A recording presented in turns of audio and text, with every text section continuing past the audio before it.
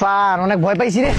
আরে রাকিব, আরে তুই বেটা কই? তোর বেটা খুঁজতেছি আমি। আরে বেটা একটা প্র্যাকটিস করতেছি, সামনে মুভিতে যাব। আরে বেটা তোর মুভি টুবি ফালা বেটা, তোর জন্য বেটা বিয়ের প্রস্তাব আসছে। বিয়ে তো মানে এখন তো ঘন ঘনই প্রস্তাব আসতেছে, মানে শীত আসতেছে না, এই জন্য একটু আর কি। মেয়েটা কি সুন্দর? আরে সুন্দর মানে কি, মানে চাঁদের একটা টুকরা তুই মনে করতে পারোস, ও বুঝছো? পিয়া, ওদের একটা শর্ত আছে রে। শর্ত আমি 100টা মানতে রাজি, যেহেতু মেয়ে সুন্দর। আচ্ছা শর্তটা কি জানোস? মানে ওদের বাসার তোর ঘর জামাই থাকতে হইব। কি জামাই? ঘর জামাই। Stop talking nonsense about he why you make your family background জানোস আমাদের?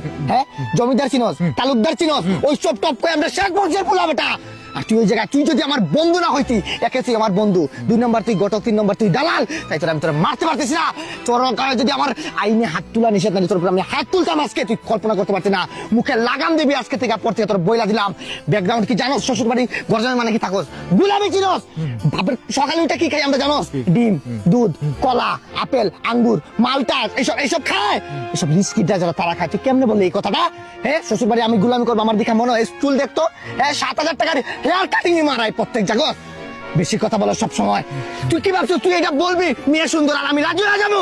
আমি রাজি, কবুল। ঘর জামাই তো খারাপ কিছু না। তুই এত করে কি করলি? ওই যে সাপোর্ট